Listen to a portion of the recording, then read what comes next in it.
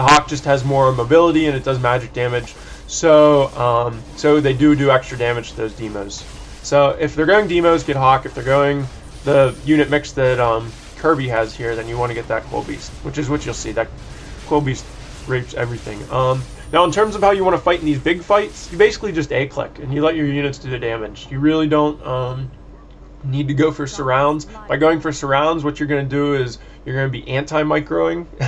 By anti-microing, I mean you're going to be moving your units while they're not doing any damage. So basically you're taking damage and you're not doing damage, which obviously is really bad.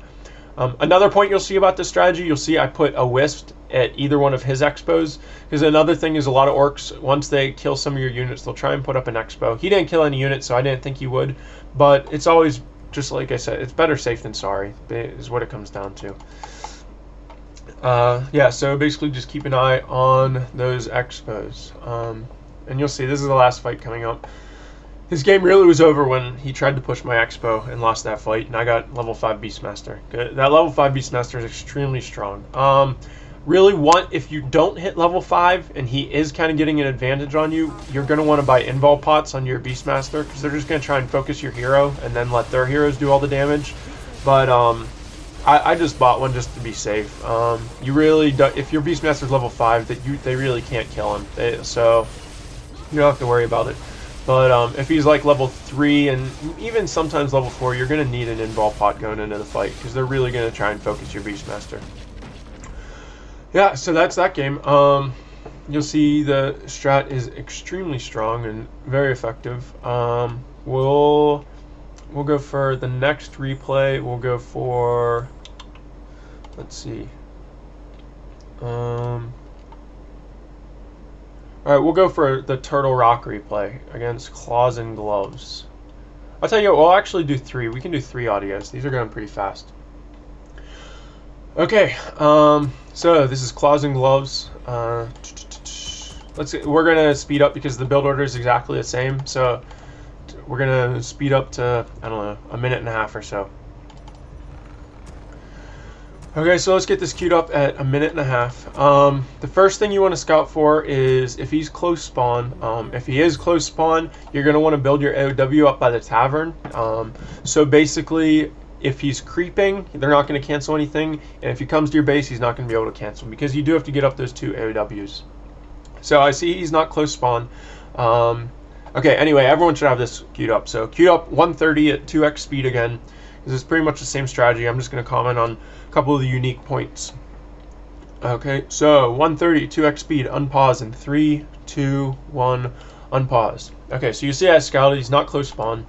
Now you see in this, I'm doing a little different thing. I'm actually going for a wisp block base. The reason I'm doing that is because it is Turtle Rock, and a lot of orcs will try and pressure you on Turtle Rock, and they do have a good chance of canceling things. And if they cancel things, then they break into your base. When it is blocked off, then that opens up a whole can of worms that you don't want to get into. So you see I get my Beastmaster, and I just run straight to his base. I really don't care what he's doing. He got a little hack attack. That was kind of funny. I like that term for the hack attack. If you don't know what I mean by hack attack, but whenever you have a Blade Master and you wind walk on top of a hero, and then you pop out right on top of the hero, it stops the hero from moving for like a second, and you get like 3 extra hits on him. So you'll see my Beastmaster took like an extra 100 damage because of that. So that's why it's a hack attack. So you'll see as soon as he starts canceling that second AOW, I build the next AOW up top, and I build my Moonwell over by the right. So you can really build that Moonwell wherever you want. It doesn't really matter. The only reason you ever need Moonwells in your base is to defend your base. And whenever you're doing this strategy, you're really not going to have to defend your base, because you play extremely, extremely offensively. Unfortunately, my Beastmaster gets trapped behind.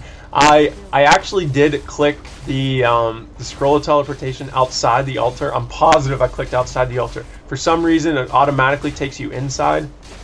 But that's okay, because you get to see how to shuffle wisps in and out of your mind to help defend. And you'll see it actually ends up beneficial for me, because I get a couple extra grunt kills. Because of this, because of the the speed of huntresses versus the speed of grunts. Yeah, so you'll see how to shuffle wisps in and out of mind. Basically, if you don't use custom hotkeys, I highly recommend it. it stops you from having to move your left hand all around your keyboard. Like all of my hotkeys, they're all it's like QWER, ASDF, and ZXCV. It's like that little 4x3 12 key box in the left hand side of your keyboard. And basically all those keys, they correspond to the box in the bottom right. So it doesn't matter what race I'm playing or what heroes I get, those keys are always the same. And a lot of people use those Dota keys too. It's the same for Dota. Alright, anyway, sorry I was talking about that. But you'll see I put up that tree of life at 2730 food-ish again.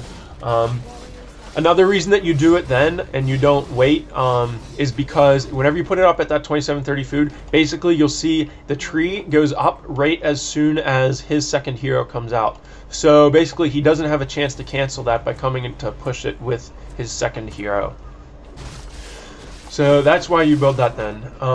Now you'll see I'm doing something a little different. I saw when I went to hit his base at tier 2, I actually saw 2 bestiaries, and a lot of orcs, whenever they go 2 bestiaries, they're gonna try and wive you. Okay, so when you hit their base at tier 2 and you go to cancel or tier 2 buildings, you see 2 bestiaries, you're gonna want to start to make a couple archers, and you really don't need that many. It's actually more important that you get a level 3 beastmaster than get a couple archers. But getting a couple archers, it really helps, because basically archers beat wives. That's why this strat is so imba. Orc really, like I said, I haven't lost doing it yet, so I'm really not sure how to beat it. So basically, yeah, so whenever you hit him and you see 2 bestiaries, just make a couple archers. You'll see I made 3, but then I went in and I scouted again with that wisp in the top left, and I saw he built that spirit lodge. So then I just started doing hunts again. So, but the reason the strat is so strong is because the orc can't go wives, because a level 2 Quill Beast will single-handedly kill the wives. A level 2 Quill Beast is very comparable to a level 2 Water Elemental. And orcs don't go wives against Archmage because that level 2 Water Elemental rapes wyverns. Well, it's the exact same for Quill Beasts. Quill Beasts absolutely rape wyvern, so if you see he is going that, you want to creep level 3 as fast as possible, make a couple archers, and you will be A-okay in terms of the wyvern thing. And if he's harassing you with the wyverns, just treat it like a Garg harass. It's the same thing. They're fast-flying units with low HP. So wives really shouldn't be a problem for you. But most aren't going to go wives because they know level 3 Beastmaster does completely decimate them. Okay. So you'll see I actually saw him, I think with my wisp or something. So I went to check to make sure he wasn't creeping the orange, that big turtle, and he wasn't. So I just went to hit his base to kill what things I could. I think I should have ran in to kill the burrows. The thing is, I saw his base was extremely tight, and I didn't want my my units to get all clusterfucked in there. So that's why I did that. Now, if you'll see the way I'm microing this, I'm actually just A-clicking, and then I'm running my Beastmaster around in circles, so that my Beastmaster is taking as little damage as possible.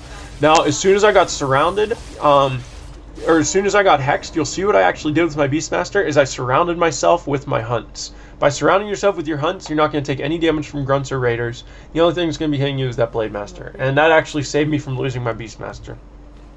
Now, in all honesty, even if I lost my Beastmaster there, I could have just bought it from the tavern, and I really would have been okay. I really would have been completely fine. If you check at the food count right now, it's 67 to 55.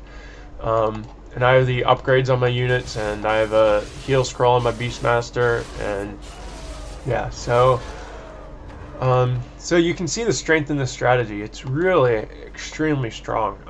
Now, I mean, I talked to Claws and Gloves a little bit after this game, and I asked him how he thought he could beat this strategy, and he said he should have harassed my Beastmaster more and not let him creep, which I guess is okay, but the thing is, you really can't do that with a level 1 Blade Master. If he does that, you just attack the Blade Master like as he pops out, and you'll get level 2 like really without an issue. And then once you get level 2, you have Scout Hawk. So once you have Scout Hawk, then yeah, it's really no problem. Now, this game you'll see is going Catapult, so I actually got level 3 Hawk, and you'll see that level 3 Hawk go to town on these Catapults. It's really strong. This is the last fight coming up. I saw his expo here, so I was actually going to, or I thought I was going to creep this. I don't know, I'm level 5. But anyway, yeah, I knew he crept this, I knew he was like, whatever. He had to have expoed somewhere, and I had the wisp in the top left corner, so I figured he had expoed at this point.